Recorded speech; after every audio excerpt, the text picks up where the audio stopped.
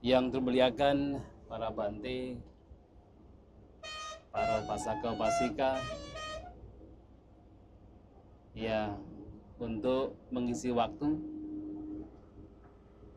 seperti yang telah tadi disampaikan oleh Bante Dhammadhiru, ada satu kaisar yang sangat terkenal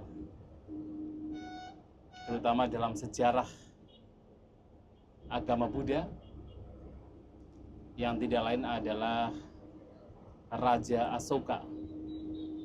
Sebenarnya cerita ini sebagai permintaan dari Bante Sukito. Tadi di perjalanan meminta untuk menceritakan siapa Raja Asoka.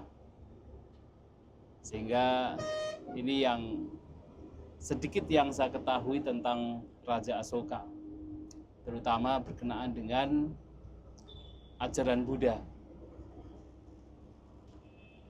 Raja Asoka ini sebenarnya seorang raja yang menguasai Pataliputa atau Magadha, yang pada waktu itu ibu kotanya sudah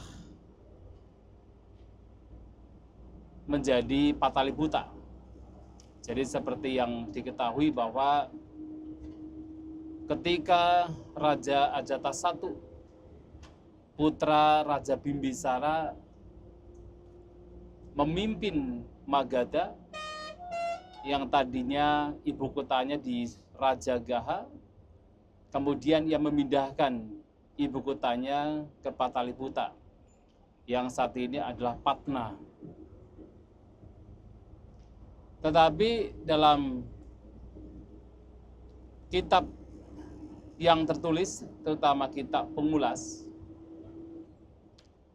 Ajatasattu ini yang telah membunuh ayahandanya sendiri, yaitu Raja Bimbisara, ternyata ia pun meninggal, dibunuh oleh anaknya sendiri. Kemudian putra Ajatasattu yang pada akhirnya juga memimpin Magadha juga meninggal, dibunuh oleh putranya sampai 7 turunan. Jadi kalau di Jawa ada cerita Ken Arok yang saling membunuh. Nah, di sini di India juga mirip, tetapi mereka dibunuh oleh anaknya sendiri sampai 7 turunan.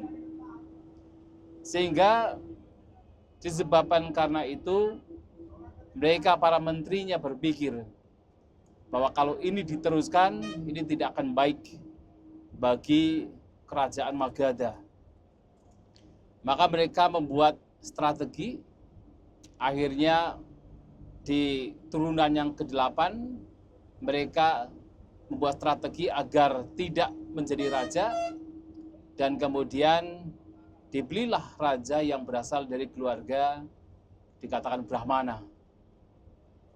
Hingga pada zaman Raja Asoka, raja yang memimpin daerah Magadha tidak lain adalah Raja Bindusara.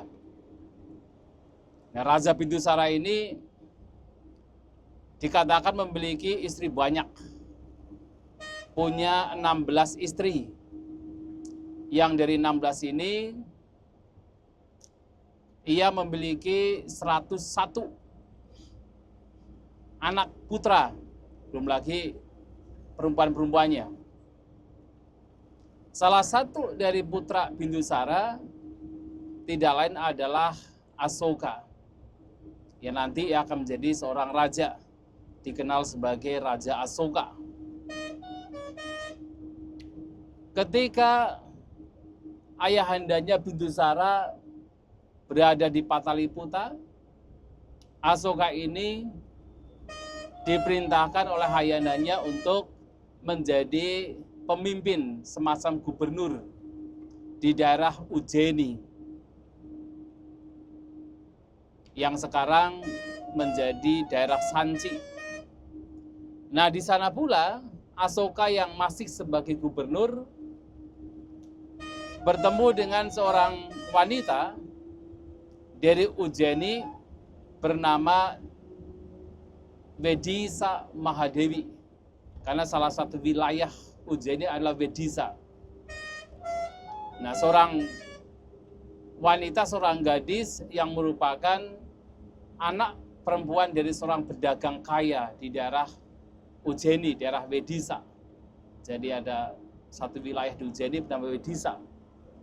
Ia menikahi Vedisa Mahadevi ini, yang kemudian dari pernikahan mereka lahirlah 2 anak, 1 putra, 1 putri. Putranya bernama Mahinda, kemudian putrinya dikenal sebagai Sanggamita. Nah, 2 putra dan putri ini yang nanti kemudian akan sangat berperan, terutama dalam perkembangan agama Buddha di Sri Lanka. Nah, Sanggamita ini juga memiliki seorang suami bernama Agi Brahma dan seorang putra bernama Sumana, yang nanti Sumana juga putra dari Sanggamita juga memiliki peran yang besar terutama di Sri Lanka karena ia kemudian menjadi seorang Samanera. Nah, diceritakan Raja Asoka ini walaupun dia awalnya kejam, bengis, dia adalah seorang yang memiliki banyak kebajikan. Nah, sehingga dia punya kekuatan yang besar, dia punya pengaruh.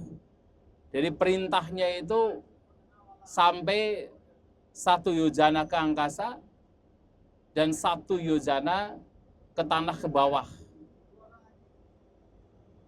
Jadi 16 km ke angkasa, 16 km ke bawah. Artinya apapun yang dia perintahkan, nah yang berada di angkasa, di bawah, di depan itu harus tidak bisa menolaknya, pasti mengikutinya. Bahkan para dewa, yaka, naga, yaka itu datang ke Raja Asoka ini atau Asoka ini untuk memberikan pelayanan. Nah, dia punya kekuatan demikian karena kebajikan di masa lampau. Karena dikatakan di masa lampau ia pernah memberikan madu kepada seorang Paceka Buddha. Dan dia bertekad dengan kebajikan yang dia lakukan, dia akan menguasai, menjadi penguasa. Pada waktu itu penguasa dunia dia mengatakan, dan punya kekuatan untuk memerintah. 1 yojana ke angkasa, 1 yojana ke bawah. Nah, ternyata kebajikan tersebut terbuah ketika ia terlahir sebagai Asoka. Ketika ayahandanya di Pataliputa, yaitu Raja Bidusara, sedang sakit parah, menjelang kematian, dan akhirnya meninggal, Asoka yang tadinya di Ujjaini, kemudian pergi ke Pataliputa. Nah, di sana dia menguasai semuanya. Dia punya kemampuan untuk melihat situasi dan kondisi di Pataliputa. Jadi ibaratnya segala seluk-beluk Pataliputa dia kuasai, dia ketahui, dan dia melakukan semacam plot untuk membunuh semua saudara-saudaranya, kecuali 1 bernama Tisa. Ya, jadi salah satu saudaranya bernama Tisa yang tidak dibunuh, dan yang lainnya 100 itu dibunuh oleh Asoka, dan dia sendiri kemudian menjadi seorang raja. Sementara Tisa dijadikan sebagai uparaja. Itu kalau zaman sekarang di Indonesia ya, maksudnya zaman dahulu di Indonesia patihnya. Nah, jadi patih, wakil raja, vice president. Nah, Tisa itu dijadikan sebagai wakil rajanya. Nah, dia sendiri menjadi seorang raja.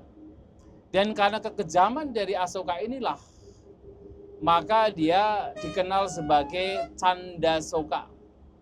Canda itu artinya bengis, Canda itu artinya kejam. Nah, Asoka Sebenarnya kata Asoka itu indah karena apa? Tiada sedih.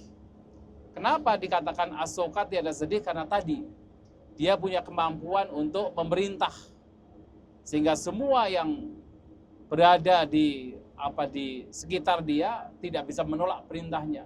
Bahkan dewa Yaka Naka pun juga tidak bisa menolak perintahnya. Maka dia tidak pernah bersedih, artinya selalu bahagia. Maka disebut Asoka. Tapi kan kekejaman dia kemudian dikenal sebagai Candasoka. Ketika dia menjadi seorang raja, setelah kematian ayahandanya Bindusara, Raja Bindusara, dia mengikuti tradisi yang telah dilakukan oleh ayahandanya, yaitu memberikan persembahan kepada para Brahmana. Jadi ayahandanya adalah seorang pengikut Brahmanisme, memberikan persembahan kepada para Brahmana. Tetapi dia merasa tidak puas dengan perilaku para Brahmana. Maka dia kemudian mencari orang suciwan lainnya. Ada tidak orang suciwan lainnya? Dia cari-cari. Hingga pada suatu ketika ia berada di lotengnya, melihat dari jendela ke bawah, ia melihat ada seorang samanera yang terlihat begitu tenang, begitu agung, begitu terkendali. Dan melihat samanera ini, dia langsung meminta samanera untuk memasuki istananya. Dan samanera ini dikenal sebagai Samanera Nigroda. Samanera Nigroda ini sesungguhnya tanpa ia sadari, tanpa diketahui oleh Raja Asoka, adalah keponakan dia sendiri. Jadi diceritakan ketika Raja Asoka membunuh saudara-saudaranya, nah salah satu saudara yang tertua yang juga dibunuh oleh Raja Asoka, istrinya bernama Sumana keluar istana. Jadi dengan diam-diam keluar istana, yang pada waktu itu ia sedang mengandung. Ia lari dari istana, kemudian sampai ke sebuah perkampungan para Candala. Candala ini termasuk kasta yang rendah sekali, seperti kasta buangan pada waktu itu. Dan pada saat dia berada di kampung Candala, ia ketika itu waktu mengandung, kemudian ada seorang dewa yang berada di pohon Nigrota atau pohon beringin yang memberikan tempat tinggal untuk Sumana ini. Dan dia melahirkan di atas bantuan dari dewa yang berada di pohon beringin tersebut. Dan karena itulah ia memberikan nama putranya dengan nama Nigroda. Dan mereka tinggal di perkampungan Candala. Nah ternyata kenapa Raja Asoka ini ketika melihat Samanera Nigroda itu langsung hatinya langsung tersentak, langsung tergugah, ada semacam koneksi hubungan, karena ternyata pada zaman kehidupan yang lampau, ketika tadi dikatakan Raja Asoka sebagai seorang pedagang di masa lampau memberikan persembahan madu kepada seorang Pacceka Buddha, ternyata ia merupakan saudara dari Nigroda ini pada kehidupan yang lampau. Ternyata pada waktu itu, dalam kehidupan yang lampau, Raja Asoka, kemudian Nigroda, dan juga Raja di Sri Lanka, yang tadi siang disebutkan oleh Bante Dhammasubho, yaitu Dewanam Piyatisa, adalah saudara. Mereka bertiga bersaudara. Maka mereka masih punya semacam koneksi yang dekat dalam kehidupan sekarang. Maka begitu melihat Samanera Nigroda, dia langsung tersentak, langsung tergugah. Nah Nigroda ini adalah keponakannya yang dilahirkan oleh istri dari kakak Raja Asoka yang dilahirkan di perkampungan Candala. Ketika Nigrota ini kemudian umur 7 tahun, ada seorang biku yang mendatangi perkampungan Candala dan melihat Nigrota ini, dan Nigrota memiliki keinginan untuk ditabis sebagai samanera. Dan diceritakan pada saat ia dicukur rambutnya, ketika di pabaja dikucur rambutnya, ia mencapai kesucian arahanta. Jadi samanera Nigrota ini itu bukan samanera sembarangan. Ia telah mencapai kesucian arahanta.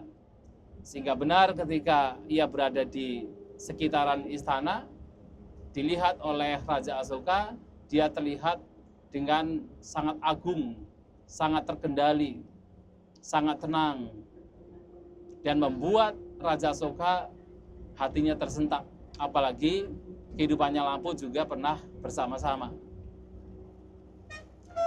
Dan Samanera Nigrota diminta oleh Raja Asoka untuk memasuki istananya, dan pada waktu itu terpikir oleh Raja Asoka untuk memberikan satu hari itu tahtanya untuk Samanera Nigrota. Mungkin karena hubungan masa lampau sehingga ada pemikiran demikian. Dan diminta Samanera Nigrota untuk naik duduk di tahta kerajaan. Dan meminta beliau untuk memberikan khutbah kepada Raja Asoka. Dan pada waktu itu Samanera Nigrota memberikan khutbah, memberikan wejangan kepada Raja Asoka. Yang diwejangkan oleh Samanera ini adalah yang terdapat di dalam Dhammapada, terutama adalah Appamada Wagya. Jadi kelompok Appamada, kelompok ketidaklengahan atau kewaspadaan. Ini disampaikan oleh Samanera Nigrota kepada Raja Asoka, yang tentu salah satu syair yang diberikan oleh Samanera ini adalah Appamado Amata Padang, Pamado Macuno Padang, Appamata Nak Miyanti Ye Pamata Yatha Mata. Bahwasanya ketidaklengahan adalah jalan menuju tanpa kematian. Atau dengan kata lain, ketidaklengahan adalah jalan menuju nibbana. Jadi amata atau amarta itu tanpa kematian, tidak lain adalah nibbana. Ketidaklengahan tentu di sini tidak lengah dalam hal-hal yang baik, dalam hal-hal yang berkenaan dengan dhamma. Ketika seseorang hidupnya sesuai dengan dhamma, mengarahkan hidupnya sesuai dengan dhamma, yang kemudian ia disebut sebagai seorang yang penuh dengan kewaspadaan, tidak lengah, itu adalah jalan menuju nibbana. Sementara pamado macuno padang, bahwa kelengahan adalah jalan menuju kematian, atau di sini ya menuju kepada kelahiran dan kematian. Terus seseorang akan mengalami kematian dan kelahiran ketika seseorang menjadi lengah di dalam hal-hal yang bermanfaat, di dalam nilai-nilai dhamma, nilai-nilai luhur. Apa mata nak miyanti, mereka yang lengah, mereka yang tidak lengah itu tidak mati, ye pamata yata mata. Sementara mereka yang lengah seakan-akan seperti orang yang mati. Nah, ini salah satu syair yang terdapat di dalam Appamada Wagya yang diberikan oleh Samanera Nigrota kepada Raja Asoka.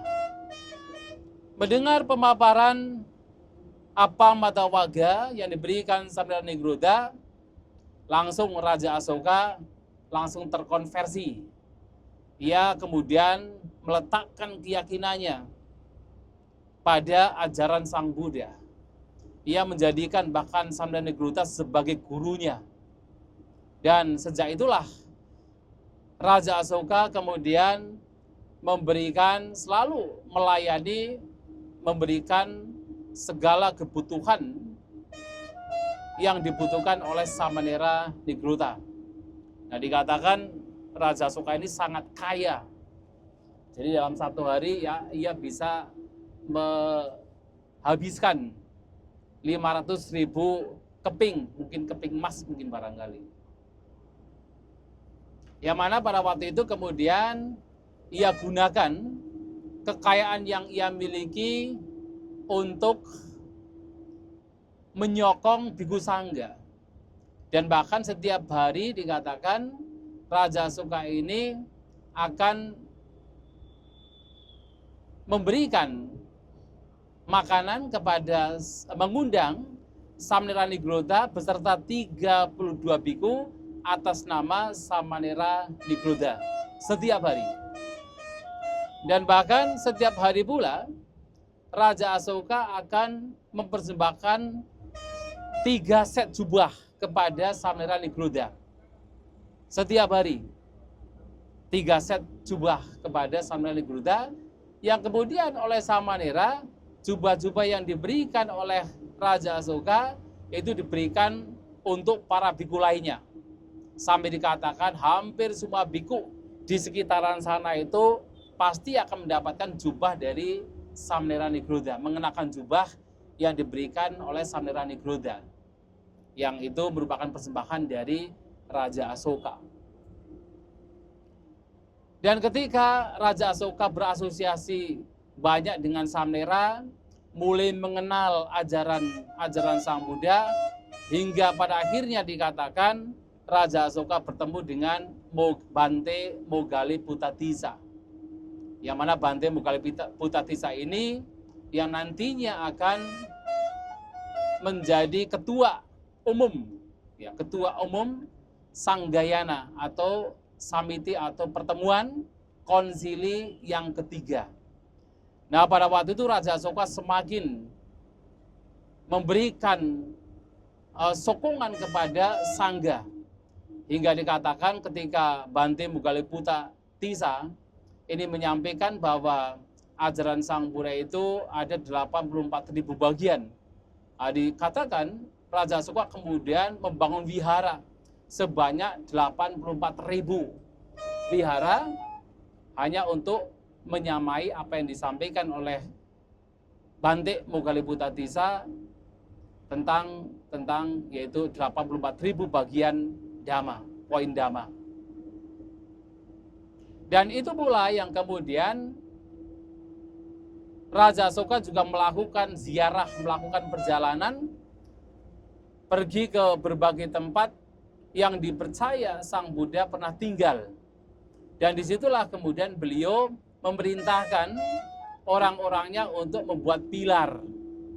Kemudian ditulis. Dari pilar tersebut kemudian ditandai, oh ini adalah tempat di mana Sang Buddha dulu sebagai seorang pangeran lahir, yaitu di Lumbini.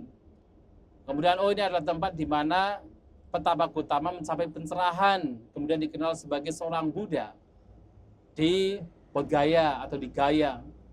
Oh ini adalah tempat di mana Sang Buddha membabarkan khotbah Dhamma Cakkappawatana di Sarnath Isipatana. Oh ini adalah tempat di mana Sang Buddha parinibbana di Kusinara. Ini adalah Sawati, ini adalah Pubarama, ini adalah Rajagiri, Rajgi, Rajagaha, Veluwana dan seterusnya. Raja Asoka membuat banyak pilar, banyak vihara untuk kelangsungan Buddha Dhamma. Tetapi karena sokongan Raja Asoka yang begitu besar, ternyata itu pun juga mengundang banyak orang yang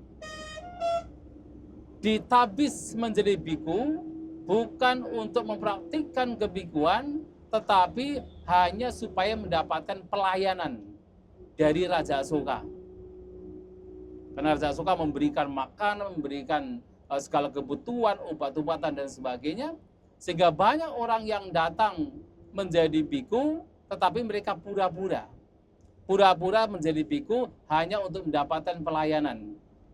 Dan mereka yang berasal dari tradisi lain, keyakinan lain, walaupun berjubah seperti seorang biku, tapi masih mempraktikkan cara-cara yang tidak sesuai dengan Dhamma.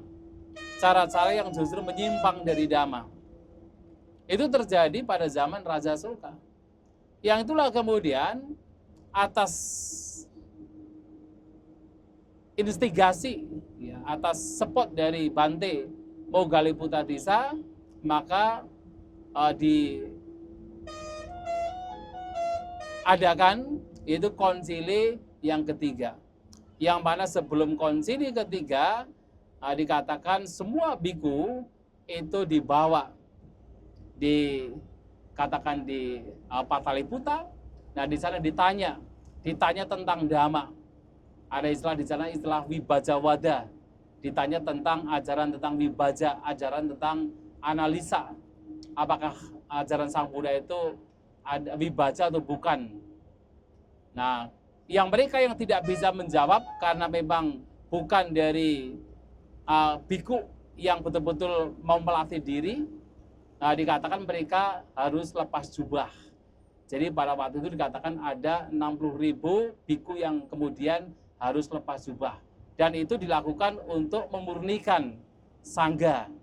Sebelum kemudian diadakan konsili yang ketiga yang diketuai oleh Bante Moggaliputadisa. Dan juga tentu disokong oleh Raja Asoka ini.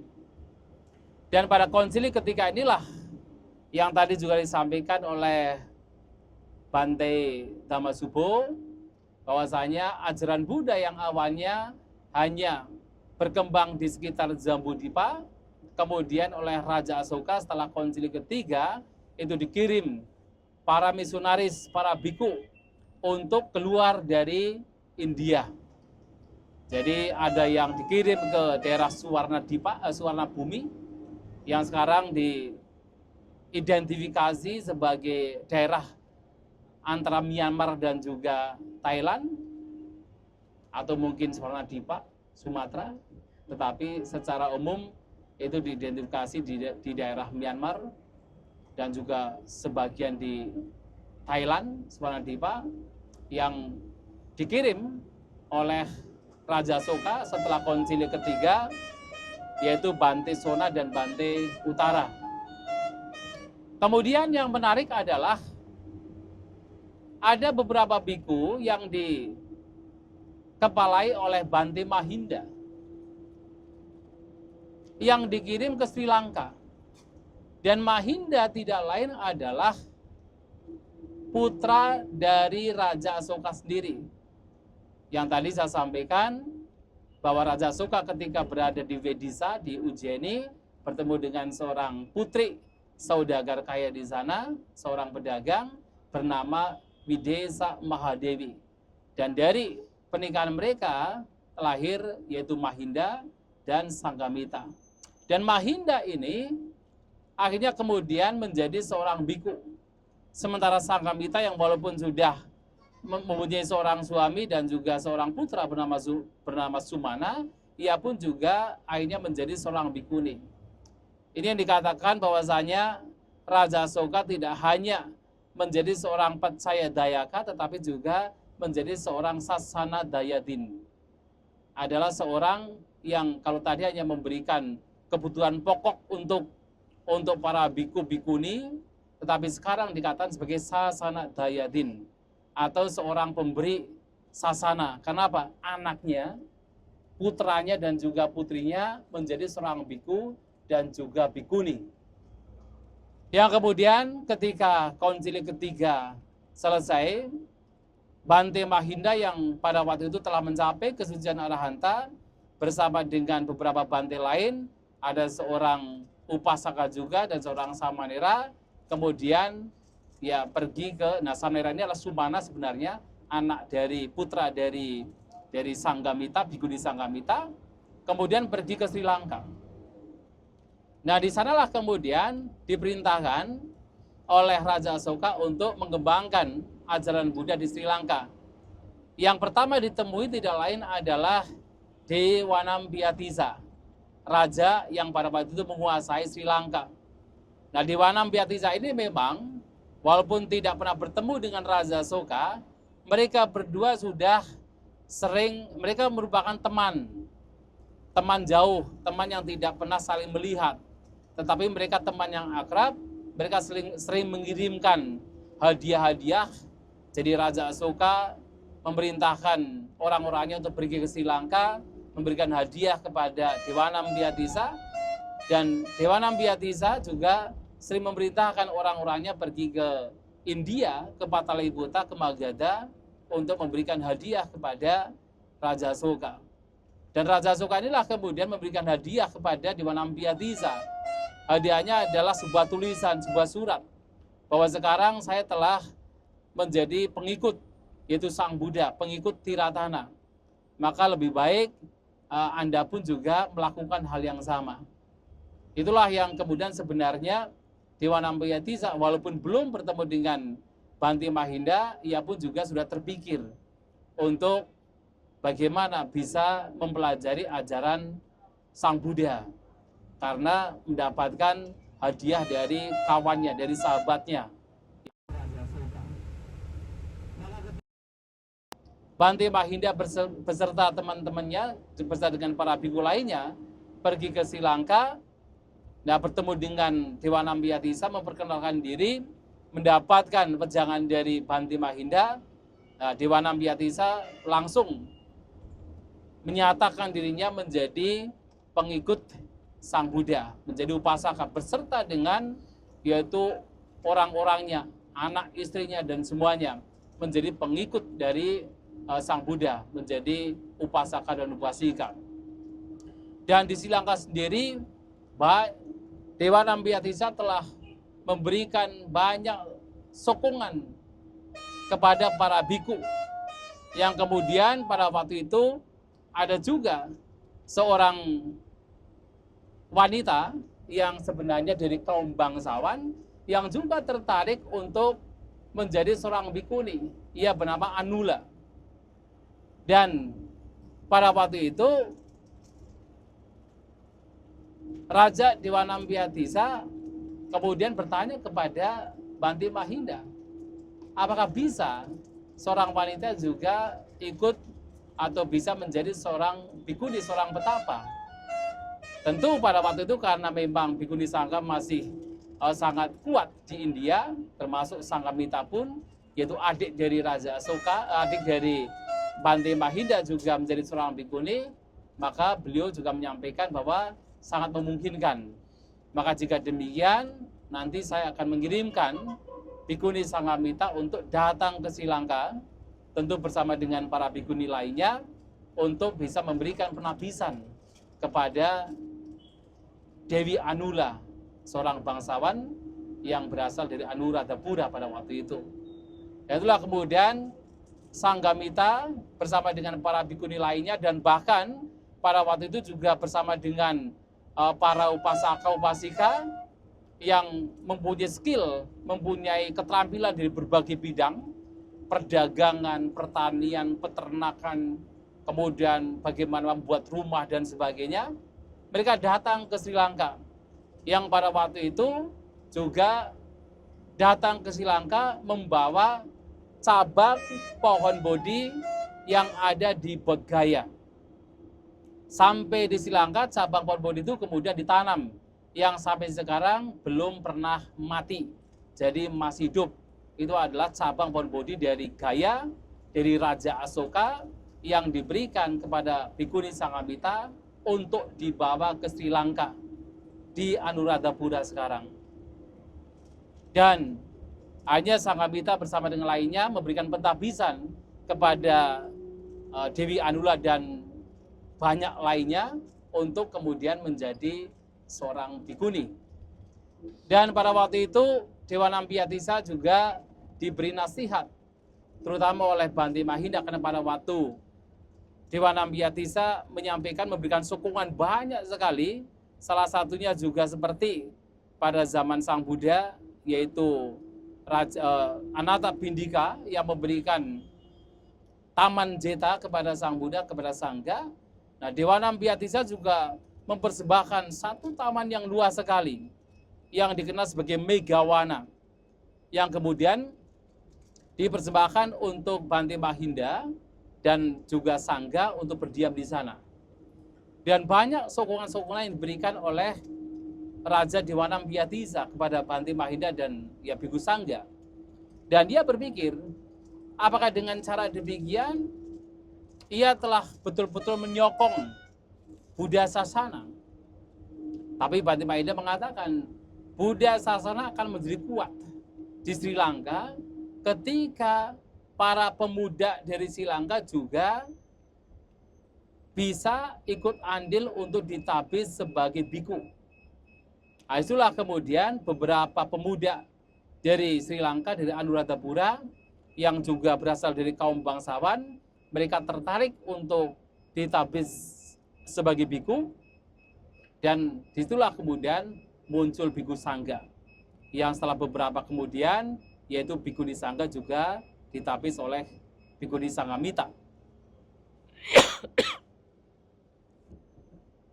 Nah, dari situlah kemudian Sangga atau Buddha Sasana berkembang sangat pesat di Sri Lanka, dan bahkan sampai sekarang boleh dikatakan umat Buddha di Sri Lanka tidak pernah putus. Walaupun banyak katakan jatuh bangun, terkadang dikuasai oleh raja yang punya keyakinan lain, kemudian wihara-wihara juga terkadang ada vandalisasi atau ada penghancuran. Akan tetapi walaupun demikian, agama Buddha tidak pernah terputus dari Sri Lanka sejak agama Buddha, ajaran Buddha datang atau berkembang, mulai dikembangkan di Sri Lanka, terutama pada zaman Raja Dewanampiatisa. Yang itu semua, kalau kita tarik kembali ke belakang, disebabkan ya juga karena kebajikan, karena upaya dari Raja Asoka yang memerintahkan putranya sendiri Bante Mahinda untuk menyebarkan ajaran Buddha di Sri Lanka, yang kemudian putrinya sendiri Bhikkhuni Sanghamita juga menyebarkan ajaran Buddha melalui yaitu Bhikkhuni Sangga untuk berkembang di Sri Lanka, termasuk yaitu cucunya sendiri, yaitu Samnera Sumana. Jadi Samnera Sumana adalah putra dari Sanghamita, yang kemudian ia juga ikut andil besar di Sri Lanka, yang dikatakan salah satunya ketika Dewanampiatisa berkeinginan untuk membuat stupa, jadi stupa pertama di Anuradhapura dan sekarang masih berdiri. Nah, di sana terpikir untuk bagaimana bisa mendapatkan relik Sang Buddha. Nah, yang memiliki relik Sang Buddha pada waktu itu adalah juga Raja Asoka.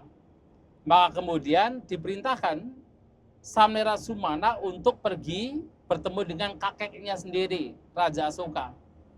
Karena Sumana ini juga seorang Samnera yang telah mencapai arahanta, punya kesaktian. Nah, dikatakan ia pun juga pergi ke India itu dengan cara jadi lenyap dari Anuradhapura, kemudian muncul di depan Raja Asoka dengan kesaktiannya, dan meminta Raja Asoka untuk bisa memberikan beberapa relik Sang Buddha. Dan bahkan tidak hanya relik, bahkan dikatakan mangkok yang pernah digunakan oleh Sang Buddha pun diberikan kepada Samnera Sumana, yang kemudian dibawa ke Sri Lanka dan disemayamkan di dalam stupa yang ada di Sri Lanka yang dibangun oleh Raja Dewanampiatisa. Nah, stupanya juga masih berdiri di Sri Lanka, walaupun tidak begitu besar, karena itu adalah stupa yang paling awal. Tapi kemudian ketika ada raja lain, yaitu seperti Dudak Gamini, yang masih turun-temurunnya dari terutama Dewanampiatisa, membangun juga stupa yang lebih besar lagi. Di situ juga dikatakan ada satu mangkok relik Sang Buddha yang dikatakan diambil dari alam naga. juga di situ ada seorang bante yang pergi ke alam naga untuk mendapatkan relik, satu mangkok relik Sang Buddha. Nah, disemayamkan di Mahatupa. Dan Mahatupa yang juga dikenal sebagai Ruwan Velisea itu adalah stupa yang paling luar biasa. Karena apa? Betul-betul itu satu-satunya stupa yang tidak pernah ditumbuhi oleh bahkan rumput sekalipun. Dan itu merupakan tekad dari Dudak Gamini. Nah, jadi Raja Dudak Gamini juga masih ya tidak jauh sezaman dari Dewanampiatissa, hanya beberapa puluh tahun setelah Dewanampiatissa meninggal. Itu artinya masih abad ketiga sebelum Masehi.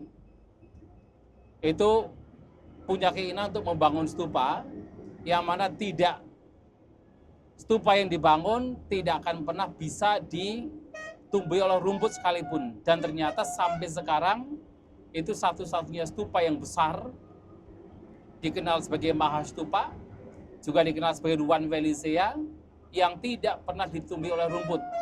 Barangkali karena bahannya terbaik, bahan stupanya terbaik, sehingga bahkan rumput pun tidak bisa menumbuhi. Sementara stupa-stupa lain, walaupun ada stupa yang lebih besar, misalnya Abhaigiri Stupa, tetapi ketika terbengkalai juga ditumbuhi oleh banyak rumput.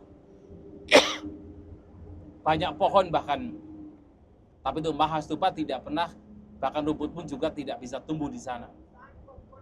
Nah, itulah berkenaan dengan Raja Asoka, yang mana dengan sekarang kita bisa berkunjung, itu juga karena kebajikan dari Raja Asoka. Tanpa Raja Asoka ini memasang pilar-pilar yang ada di tempat-tempat di mana Sang Buddha pernah berdiam, pernah tinggal, maka rasanya sekarang sulit untuk bisa mengidentifikasi di manakah Sang Buddha pernah tinggal. Ya, secara tepat sulit untuk bisa mengidentifikasi. Apalagi secara perkembangan agama Buddha juga boleh dikatakan ya hampir hancur di India, bahkan pernah hancur di India. Dan biasanya ketika kehancuran sebuah keyakinan dan penguasa pada waktu itu punya keyakinan yang lain, maka biasanya keruntuhan atau sisa-sisa dari ajaran tersebut, agama tersebut itu akan ikut dihancurkan. Tetapi begitu masifnya peninggalan Raja Asoka, bahkan pilar-pilarnya juga masih bisa ditemukan. Reruntuhan yang pernah dibangun juga masih bisa ditemukan. Sehingga kita sekarang masih bisa mengidentifikasi di manakah Sang Buddha, para siswanya pernah berdiam. Dan itu karena Raja Asoka, kebajikan Raja Asoka. Dan itu pula yang kemudian ketika Raja Asoka yang tadinya sangat kejam, bahkan pernah dalam upaya untuk menguasai kerajaan Kalingga, dikatakan puluhan ribu orang meninggal. Tetapi ketika dia terkonversi, memiliki keyakinan terhadap ajaran Buddha, ia menjadi sangat baik, menjadi seorang manusia yang taat dengan praktek kemoralan, maka dia kemudian dikenal sebagai bukan Candasoka, tetapi dikenal sebagai Dhammasoka, yaitu Asoka yang telah mengikuti Dhamma, atau Asoka yang baik, Asoka yang hidupnya sesuai dengan Dharma. Nah, itu menjadi sebutan, julukan ketika ia menjadi seorang raja besar yang menjunjung keadilan, yang menjunjung Dharma sebagai jalan hidupnya. Itulah Bante Sugito ya, berkenaan dengan Raja Asoka yang pernah saya baca. Semoga ini juga bisa menginspirasi kita semua bahwa ada seorang raja besar yang dulunya kejam, tapi ketika mengenal ajaran Buddha menjadi seorang raja yang sangat baik, yang betul-betul memerintah rakyatnya dengan keadilan. Artinya bahwa menjadi seorang pejabat tidak harus buruk, tidak harus menjadi koruptor, tapi menjadi seorang pejabat ketika orang demikian menjadikan Dharma sebagai panutannya, maka ia bisa melakukan yang terbaik sebagai seorang pemerintah. Terima kasih. Semoga kita semua berbahagia.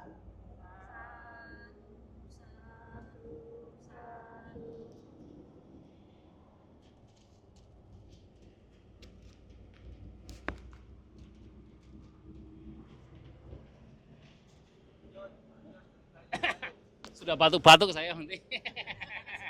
Ya baik, gantian. Sekarang gantian bantu Sukito yang ngomong. Ayo.